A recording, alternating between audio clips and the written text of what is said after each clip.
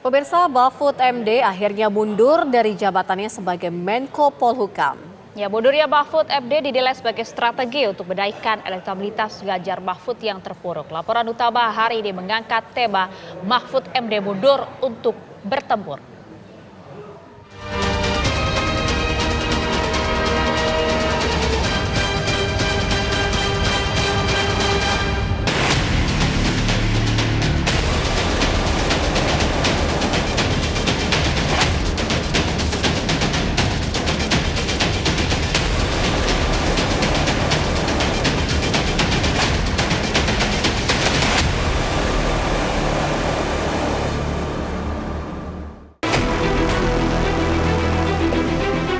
Menko Polhukam yang juga cawapres nomor urut 03 Mahfud MD mundur dari jabatannya. Mahfud menyerahkan surat pengunduran dirinya kepada Presiden RI Joko Widodo pada Kamis sore. Seusai bertemu Presiden, Mahfud menyatakan bahwa pengunduran dirinya diterima Presiden. Pertemuan yang berlangsung sekitar 10 menit disebutnya berlangsung dalam suasana santai. Presiden Jokowi bahkan memujinya sebagai Menko Polhukam terlama di masa pemerintahannya. Saya secara resmi dan dengan penuh hormat juga hari ini menyatakan surat untuk menyatakan minta atau mohon berhenti dengan sebuah surat itu. Nah, lalu isi yang kedua surat itu, substansi surat itu adalah permohonan berhenti. Lalu yang ketiga, saya mohon maaf kepada beliau kalau memang ada masalah-masalah yang kurang saya laksanakan dengan baik. Alhamdulillah Bapak Presiden sama dengan saya, kita bicara dari hati ke hati dan penuh kekeluargaan dan sama-sama tersenyum. Tidak ada ketegangan apapun. Pengunduran diri Mahfud sebagai Menko Polhukam ini mengakhiri polemik yang mencuat dalam seminggu terakhir. Sebelumnya, Mahfud melempar wacana akan mundur dari jabatannya sebagai Menko Polhukam.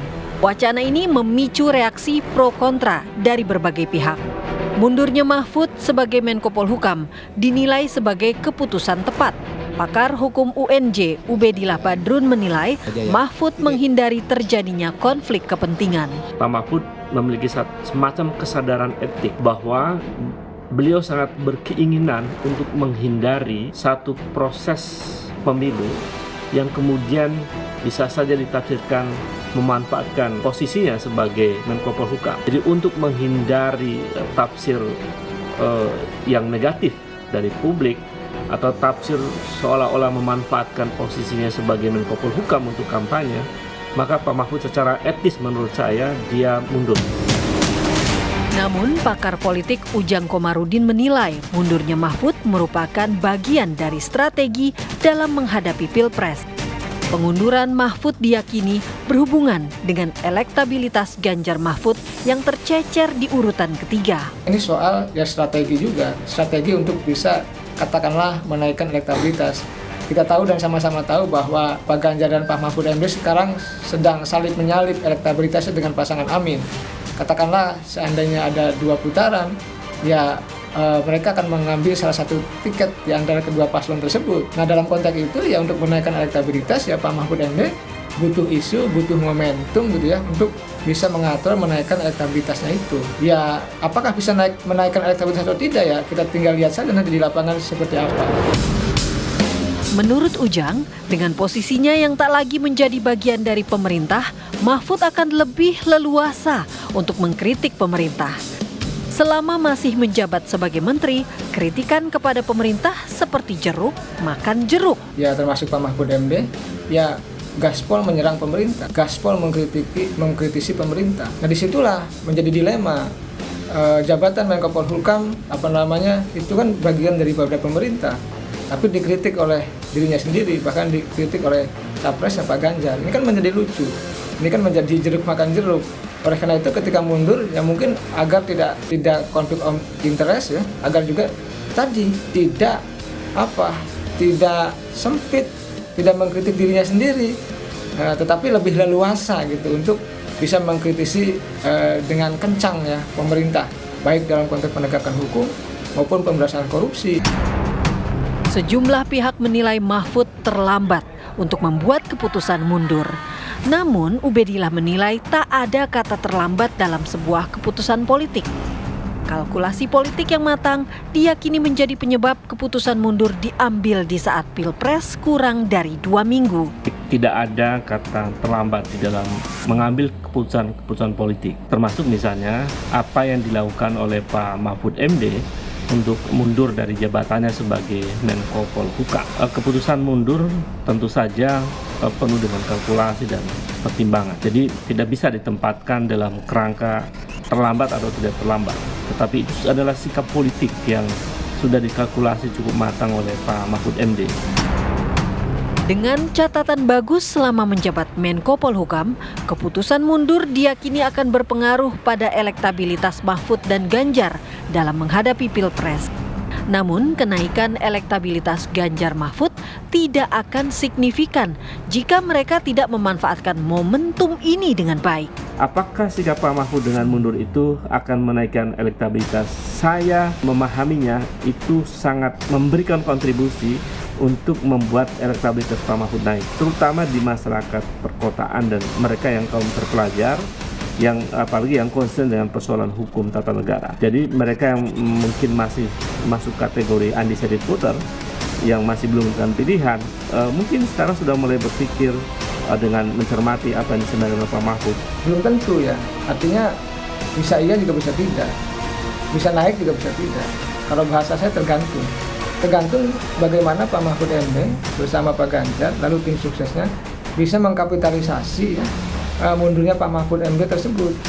Kalau tidak dikapitalisasi gitu ya, tidak dibuat isu yang bagus, tidak dibuat momentum yang baik, yang nggak ada juga dampak elektabilitasnya. Tetapi kalau dikapitalisasi ya, diberitakan dengan cantik gitu, dibuat momentum yang pas, yang tepat gitu agar rakyat simpatik, ya bisa. Ibarat burung, Mahfud MD tak akan leluasa mengepakkan sayapnya jika dia masih terkurung dalam sebuah sangkar. Setelah mundur sebagai menteri, ia akan leluasa melakukan manuver politik tanpa tersandera oleh sejumlah aturan dan etika. Akankah Mahfud berhasil menaikkan elektabilitasnya yang terpuruk?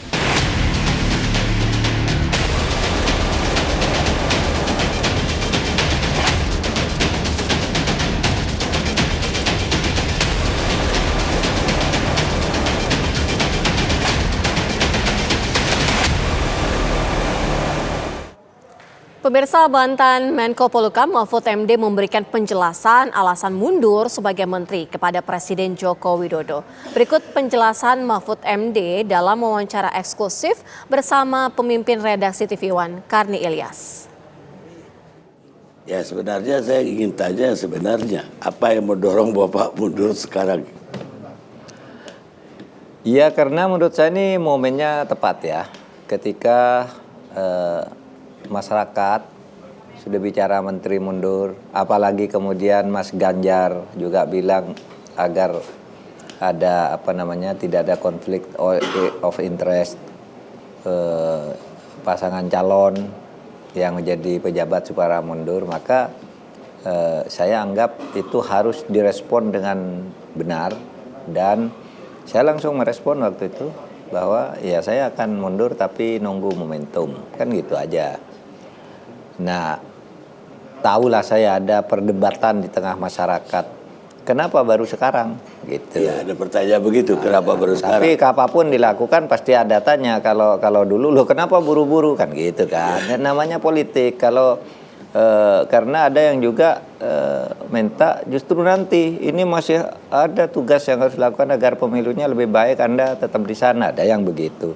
Macam-macam. Tapi pilihan politik saya kemudian dengan penuh menyanjung etika hubungan saya dengan Pak Jokowi, bukan etika ke tata hubungan saya dengan Pak Jokowi, maka saya anggap momentum itu sudah ketemu ketika Pak Ganjar mengatakan, kemudian menjadi selesai momentum itu ketika saya bertemu Pak Jokowi. Itu aja etika saya, karena dulu gini Bang Karni, ketika saya diangkat oleh Pak Jokowi kan sangat terhormat. Pak Jokowi memanggil saya, memberikan tugas ini. Kemudian ada upacara penyerahan kepres. Saya juga dipercaya selama 4,5 tahun gitu. Tidak pernah ada masalah dalam hubungan kerja dengan Pak Jokowi. Maka saya merasa juga harus pergi dengan penuh penghormatan kepada beliau. Oleh sebab itu saya bilang, saya tidak akan mundur sebelum saya bertemu sendiri dengan Pak Jokowi, kan gitu. Meskipun saya menyatakan mundur itu tanggal 23, tapi bertemunya baru hari ini, tanggal 1 ini. Karena kami masing-masing sibuk kan, beliau ke Jawa Tengah, saya ke Aceh, ke Lampung, kemana. Udahlah, saya bilang, pokoknya segera ketemu dengan Pak Jokowi agar saya bisa menyampaikan sendiri, meskipun itu di luar jam kerja. Maka tadi kami ketemunya jam 5, udah di luar jam kerja. Karena kalau nunggu besok, beliau sudah kemana, saya sudah kemana lagi kan. Itu aja. Dan saya merasa selesai, merasa plong. Sudah ketemu dan menyatakan 3 hal, Pak. Terima kasih Bapak telah mempercayai saya 4,5 tahun. Pak Jokowi bilang ini, Pak Mahfud tuh Menko Polhukam yang paling lama loh, selama saya menjadi presiden. Ya juga ya, dulu Pak Tejo Edi itu Pak 10 bulan, lalu Pak Luhut setahun 2 bulan, ya kan? Lalu Pak Wiranto 3,5 tahun, saya ini tidak di reshuffle, mundur sendiri sudah 4,5 tahun. Enggak, ini yang tadi ya dari Pak Jokowi ya Pak. Alhamdulillah Bapak percaya saya dan saya juga pegang amanah Bapak kan gitu. Nah, itu yang saya sampaikan. Yang kedua, hari ini saya mohon mundur Pak, karena saya ikut kontestasi politik. Nah, kenapa? Kalau saya ikut kontestasi politik gitu kan, saya harus fokus, sehingga saya juga harus mundur untuk mempersiapkan diri mengambil estafet kepemimpinan Bapak nanti.